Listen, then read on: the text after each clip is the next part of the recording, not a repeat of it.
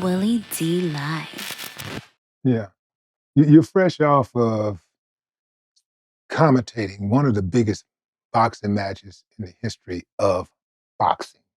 When you was behind the mic calling the Canelo Alvarez, Terrence Crawford fight, uh, what did you see that the average viewer watching on television missed? What they missed? Yeah, what did you see? What do you see that maybe the average viewer on television may have missed? I don't know, but I can just say I saw a fighter that had the focus and determination of, to do that, to be locked in, to fight Canelo like he did for 12 rounds, to have that type of focus.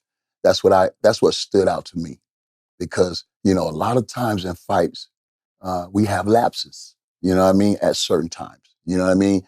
But he came out from round 1 to 12 determined, you know what I'm saying, to show his superiority. You know what I mean? And I think when you look back at every round, each and every round, he took some shots, you know what I mean, which was expected. He was in there with Canelo, you know what I'm saying? And it was an entertaining fight. It delivered. You know what I mean? And man, the excitement in the building was incredible, bro. And then you had to be there for this one. It was, 70,000 plus. They broke a record. No crowd has ever been that large in Allegiant Stadium, not even for a football game. So, we stamped boxing that night, man. And I just want to take my hat off to everybody that was involved. Netflix, TKO, Dana White, Turkey Al Sheik, Ring Magazine, everybody that made that event possible. And we showed that boxing is still, one of the biggest sports, if not the biggest sport in the game. Yeah, boxing, man. You started boxing when? 10 years old. At 10 years old. Did you win your first fight? I did.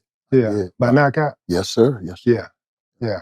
And that was enough right there to make you say, yeah, this is me.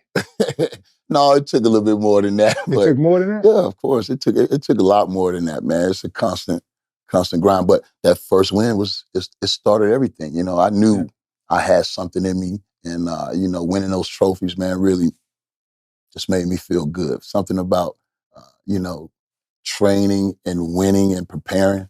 It really, came easy to me. You still got some of your trophies? No, how much trophies? I really don't. What happened? What happened to them? Yeah. Well, I gave them all to my mom. She took care of them and everything. And so, she has them put up and everything like that. Okay, so y'all do have the trophies. Yeah. Would you be interested in selling any? No. No, not at all. Yeah. Man, speaking of Crawford, like you, Crawford is a cerebral fighter. When you were in the ring, it was more than just going in the ring, fighting. It was being prepared mentally and thinking of how do I break this guy down? How much thought really goes into you preparing for a fight mentally, not physically, but mentally? How much of that is focus is required to come out on top in a fight? For me, every fighter is different. You know what I'm saying? But for me, I think it's mentally, it's everything, bro. I think it controls, the body, it controls everything. So your body can only go so far, but your mind can take you places, you know what I'm saying, that your body can't.